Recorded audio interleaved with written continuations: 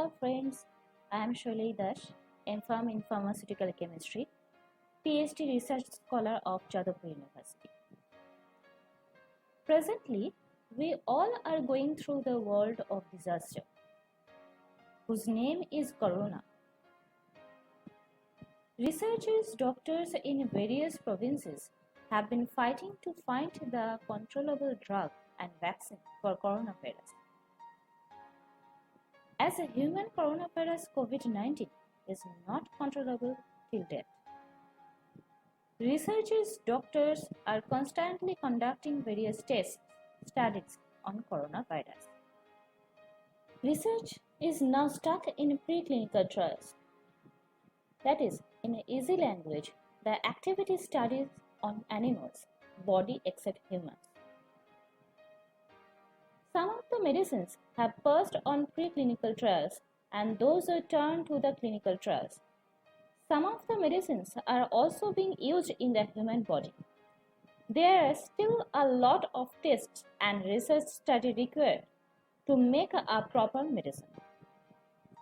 This medicine can be worked as a solo administration or a combination way administration. That is, using two types of drugs together, because there are many drugs that shows the same activity in the solo administration and the drug tie-up with someone else to show better activity or to support the second drug in a new way.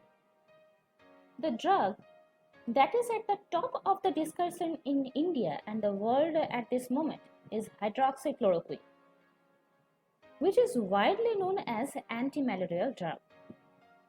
The drug is also used in the treatment of several other diseases like autoimmune disorder, rheumatoid arthritis, etc. I will tell you something about this hydroxychloroquine today. For example, its history is how it is used in the prevention of diseases, how it works in the body, why it is being used in the treatment of the disease, and how it is being used, what is the drug's side effects, etc. First of all, I am starting with what is hydroxychloroquine. A drug derived from the chemical structure of chloroquine was discovered in the 1950s mainly for malaria treatment. Then in 1955, the United States was allowed to use it for the treatment. But how did this drug get in the way of its origin? A news circulating on social media that it is originated from the quinine. That's not exactly so. But quinine is the first drug to be extracted from the cinchona plant used for malaria treatment. It has no link to do synthesis of hydroxychloroquine from quinine. So where did hydroxychloroquine come from? First of all, to know is a basic chemical structure called the quinoline molecular structure. That is common part of the molecular structure of malaria treatment drugs like quinine, chloroquine, hydroxychloroquine, primaquine, etc. The different positions of the quinoline molecular structure that are attaching a different molecule that produces quinine, chloroquine, hydroxychloroquine, primaquine. For example, a molecular group is attached at the fourth position for create quinine molecule. Again, the fourth position is joined by the amino group and made 4 aminoquinones like chloroquine, hydroxychloroquine drugs are under this. Again, primaquine is created by adding another molecular group in the 8th position. So, what stood out is the common factor in the quinine, chloroquine, hydroxychloroquine, primaquine. That is quinoline molecule only, nothing else. So, what is the history of hydroxychloroquine? To know that, you must first go to the cinchona plant. At 17th century, the British established a colony at America. That time, England was a sufferer for a malaria disease. That's why malaria spread at America from colonization system. But at America, they found a plant which curing the malaria. At that time, they started to use of cinchona plant bark for the treatment of malaria. But quinine was not discovered at 17th century. After the cutting and drying of the cinchona plant bark, they grind it and used it as a medicine directly. After that, at 1820, two scientists, Pierre Pelletier and Joseph Cavenou from France, discovered the process of quinine extraction from cinchona plant bark. After that, the British started to expansion of plantation of cinchona plants.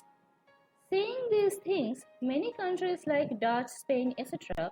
started the plantation of cinchona and also started the smuggling of that plant. That time, the British felt in confusion and decided to flourish the plantation at British colonial India. Nilgiris Hills at Kerala, Mongku at Darjeeling district was selected for this plantation work. Because cinchona plants required average temperature of 20 degrees centigrade with a relative humidity of 85%. Annual rainfall should be minimum 200 centimeter and continuation of rain minimum 8 months. 1000 to 2000 meter above from the sea level without frosting area is required. These proper conditioned areas are only found at Nilgiris, Andaman Hills and Mongpu in between India. At 1859, cinchona plant first arrived at India and started plantation because India also was a pandemic place for malaria in that time. With that, they also started the production of quinine from cinchona bark in India. But problem arose at the war time when many soldiers were affected in malaria, but the quinine production quantity was short comparing the number of patients. British realized that of requirement of synthetic production of quinine. At 1944, American scientists R.B. Woodward and W.E. Doering successfully prepared the synthetic quinine. In the meantime, research on antimalarial drugs from synthetic sources was started. In that time, discovered the chloroquine at 1934 via Hans Andersag and co-workers at the Bayer's laboratories who named it Rasochin. They were wrong when they thought that chloroquine toxicity level is higher than quinine. But chloroquine was first time used at the same time of Second World War for malaria curing. At 1947, chloroquine was come for marketing. Bengal Chemicals, first Indian pharmaceutical company founded by Acharya Prafulla Chandra Roy, started production of chloroquine at that time. There are also several Indian companies that have developed chloroquine in the past, but only Bengal Chemicals survived until now for production of chloroquine. Chloroquine established in the pharmaceutical market. From then, another research work was continued for further development of antimalarial drugs.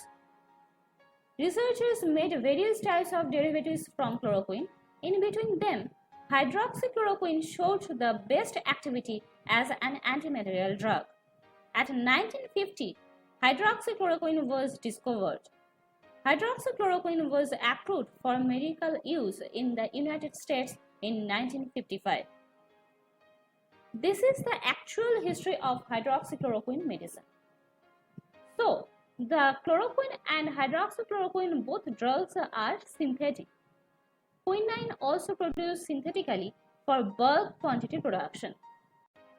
Now come to the point of molecular structure of hydroxychloroquine and chloroquine.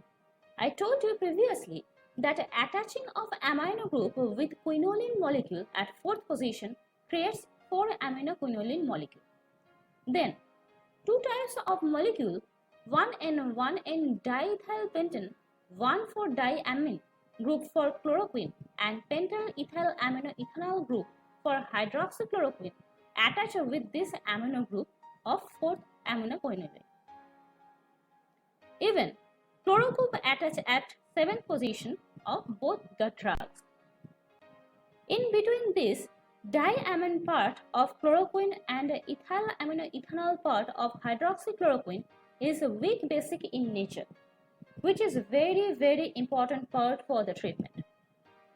Amino group at fourth position help to increase the basicity of the molecules, and the chloroquinoline part is helping to bind with heme molecular substance of bloods.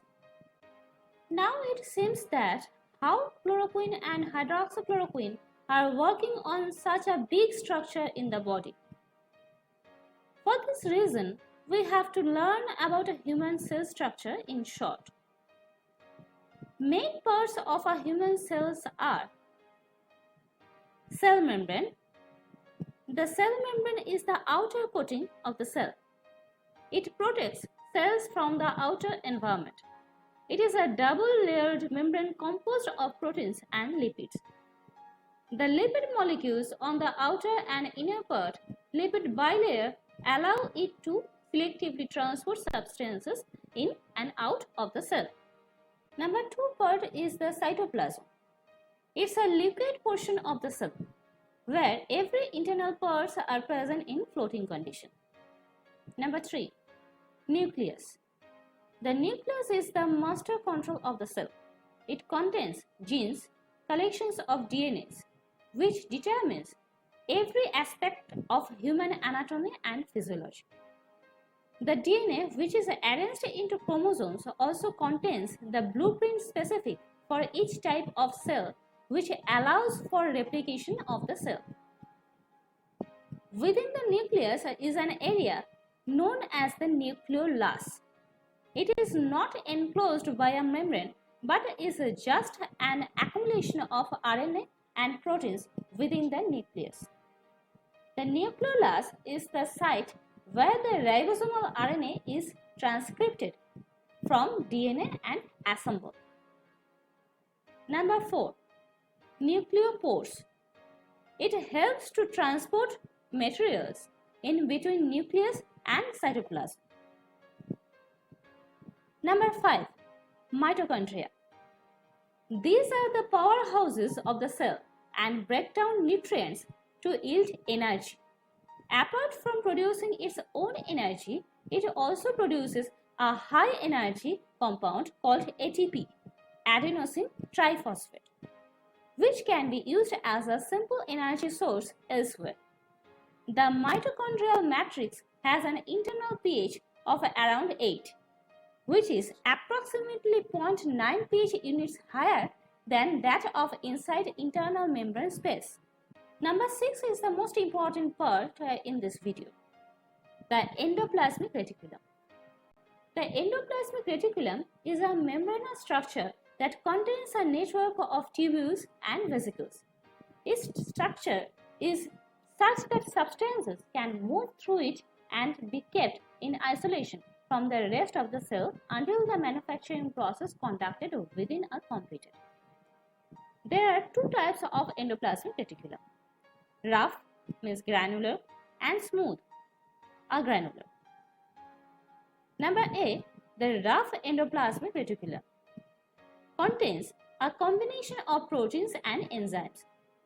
These parts of the endoplasmic reticulum contain a number of ribosomes, giving it a rough appearance. Its function is to synthesize new proteins.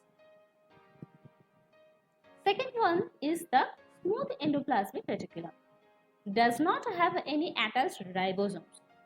Its function is to synthesize different types of lipids, fats, etc.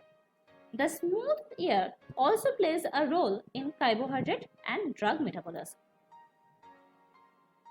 In endoplasmic reticulum, the pH is same as cytoplasm, 7.2 pH of the circulatory pathway normally, but it turns progressively acidic from 6.7 to 5.2 at the time of proper post-translation and processing, sorting and transport of newly synthesized proteins.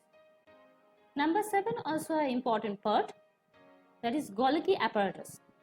The Golgi apparatus is a stuffed collection of flat vesicles. It is closely associated with the endoplasmic reticulum in that substances produced in the air are transported as vesicles and fuses with the Golgi apparatus. In this way, the products from the ear are stored in the Golgi apparatus and converted into different substances that are necessary for the cell's various functions. pH level 6.5 and at secretory vesicle pH is 5.5 only. Number 8. Lysosomes. Lysosomes are vesicles that break off from the Golgi apparatus. It varies in size and function depending on the type of cell. Lysosomes contain enzymes that help with the digestion of nutrients in the cell and break down any cellular debris or invading microorganisms like virus, bacteria. Lysosomes have a relatively low pH of 4.5 for killing the foreign molecules in the cell that can be possible in a lower pH only. Our body remembers the virus so that they can quickly destroy them, and if they return again, the immune system can prevent them in the future. Scientists use this concept to create immunization to protect humans against virus. If higher immunity present in the body can realize easily the entry of a new virus or bacteria or a foreign matter and can kill them. So, one thing is understand the organelles which are involved in the protein synthesis, they are acidic in nature. The last part is DNA and RNA also present in the cell. DNA stands for deoxyribonucleic acid, while RNA is ribonucleic acid. Although DNA and RNA both carry genetic information, there are quite a few differences between them. DNA is a double-stranded molecule. DNA is responsible for sorting, storing and transferring genetic information. Every strand has 3' end and 5' end but in opposite direction. RNA is a single-stranded molecule. RNA directly codes for amino acids and acts as a messenger between DNA and ribosomes to make proteins.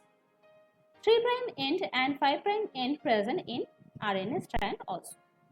Now, come to the point of malaria-creating parasites.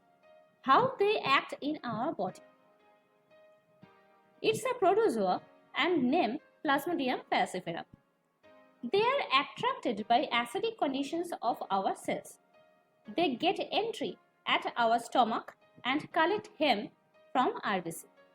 The collected heme stored at protozoa's food vacuoles, which is also like our stomach in protozoa cell.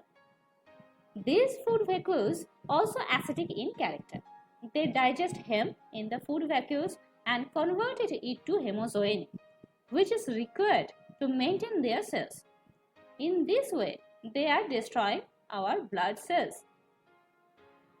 Now, how the chloroquine and hydroxychloroquine drugs act as antimalarial drugs.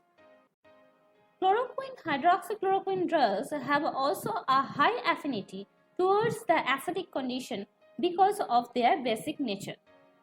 So, when these drugs are administered in the body, they are attaching with heme molecules in blood by the help of their chloroquinoline part.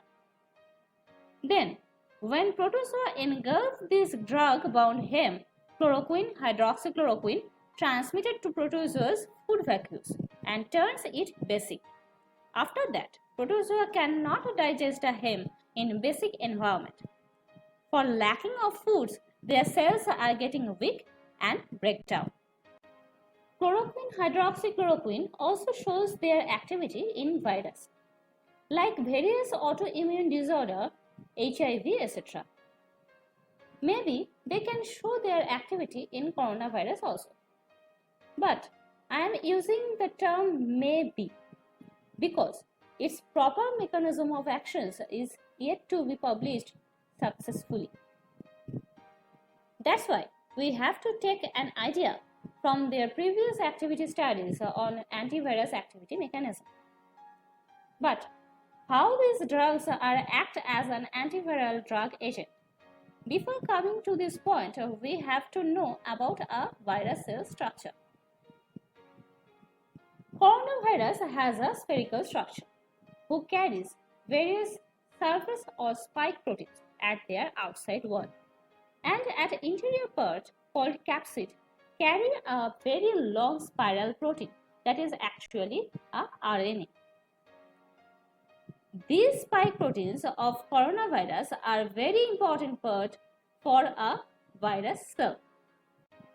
ACE2 receptor, which is angiotensin converting enzyme 2, an enzyme attached to the outer surface of cell membranes of cells in the lungs, arteries, heart, kidney and intestines. ACE2 also serves as the entry point into cells for some coronaviruses. Those spike proteins of coronavirus are helped to attach with ACE2 receptor. Its mechanism of action looks like a lock and key system. Except proper key, we cannot open a lock. In same way, a spike protein acts as a key for ACE2 receptor. When they successfully bind with an ACE2 receptor, the door opened for entry a virus cell into the cytoplasm. They release their big spiral RNA into the host cytoplasm. This total process is called as endocytosis process. A virus RNA also carry 5' end and 3' end. Host cell's ribosome comes to attach with virus RNA and helps to create a protein molecule RDRP, RNA-dependent RNA polymerase protein for virus. Now this RDRP protein binds with a host cell's RNA 3' end at poly AAA part. After that, it starts to copy the whole host RNA towards 5' end. It creates a negative version of RNA, which is 3' end the position of 5' end and 5' end at the position of 3' end. After that, RDRP further attaches with this negative kind of RNA at 3' end position and creates a corrected copy of host cell RNA, which is same with a genuine host cell RNA. Many times, RDRP creates various small pieces of RNAs. These are called as subgenomic RNA. Further, host cell's ribosome wants to copy these subgenomic RNAs and produce many subgenomic RNAs. These subgenomic RNAs are actually those spike proteins of a virus cell. Now, these replicated RNA and spike proteins are reassembled and create a new virus cell and leave this host cell and transfer to another host cells for increasing the effectivity in the same way. For creating this whole process completion with successful manners, acidic condition of the cell is helping. The viruses are attracted towards acidic cells and continuously increasing these whole processes. Now is the main section of today's video. How chloroquine and hydroxychloroquine can help to recover in this situation. The first mechanism of action. First of all, chloroquine or hydroxychloroquine converts the acidic cell to basic for closing the virus cell attachment with ACE2 receptor and closing the whole endocytosis process. If this can be happen, a virus cell cannot get entry into the internal part of host cell. Now, the second mechanism of action. When a virus already seated at the cell cytoplasm, it's a required ribosome for RNA synthesis. Which ribosome is available at the rough endoplasmic reticulum. Also, endoplasmic reticulum is acidic in character. So, chloroquine and hydroxychloroquine drug convert acidic rough endoplasmic reticulum to basic in nature. So, it can stop the whole process of enzyme and RNA synthesis. This same process also continues for the Golgi apparatus, which is also an acidic organism. With the help of Golgi apparatus, a virus cell, after reassembly, can leave the cell. If we can create the Golgi apparatus basic, then the activity of a virus cell will be stopped. Now, the third mechanism of action is gene transport mechanism. In various research showed that if gene get entry into the cell, it can bind with RDRP enzyme and can stop their activity of various RNA synthesis. It means that new virus cell cannot be formed through processing of RNA synthesis. But one problem is here. Zinc molecule is ionic in nature. That's why cell membrane cannot allow any charged particles into the cell. So, if we think increasing of intake of a zinc supplement can control coronavirus, it will be wrong. Because zinc cannot penetrate the cell membrane, and if it cannot penetrate, then how can zinc be stopped virus activity? Then what's the way out? Way out comes from various research work regarding this. Chloroquine or hydroxychloroquine drugs can create zinc ionophore at the cell membrane, means can create a channel or a door for zinc ion to enter into the cell easily. After that, zinc can enter into the cell and can bind with RDRP and can kill the virus finally. These are the three main mechanisms of action of chloroquine or hydroxychloroquine. Coronavirus activity can be prevented by these ways.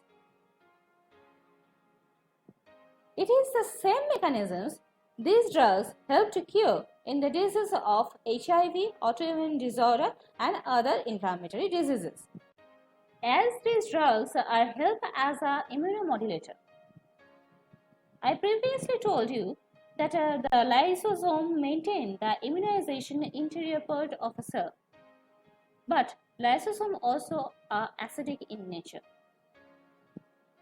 Chloroquine or hydroxychloroquine turns the lysosome in basic and decrease various work of lysosome, like decreasing the activity of T cell expression, which creates antigen in our body, decrease B cell activation. B cell creates actually an antibody in our body, decreasing the dendritic cell activation. In this case, it can be assumed any immunosuppressive drug can perform the same function, but it is not the right way of thinking, because we require such kind of drug which has lower toxicity than any immunosuppressant at the same time, which can help to prevent the coronavirus. Under this situation, we may hope chloroquine or hydroxychloroquine will be safer than the other immunosuppressant drugs, but definitely it has a limited dose. But we cannot think that chloroquine or hydroxychloroquine has not any side effects or toxicity. It also has some severe side effects. Number 1, the cardiovascular effect. It creates the vasodilation, hypotension, cardiac arrhythmias, cardiac arrest can be happen. Number 2, other side effects are visual disruption, skin rashes, retinal myopathy, redness of eyes. Prolonged use of these drugs can create permanent damage of eyes, because these drugs have high affinity towards melanin and binds with melanin, which creates bleaching of the hairs, skin rashes and retinal myopathy. That's why these drugs should not be swallowed without the consultation of a doctor or without doctor's prescription. Also, it's a wrong way of thinking by any person that swallowing these drugs are preventing in nature for the coronavirus, like physical distancing and hand wash.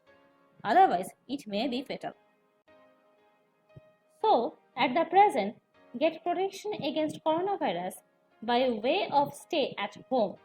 Maintain the proper personal hygiene, washing hands with soap in proper way or use hand sanitizer. Not leave your home without any need, and if urgently required to live, wear proper mask. Increase your body immunity by the intake of immunity boosting natural foods. So, finally, stay at home for the timings and be safe. Thank you.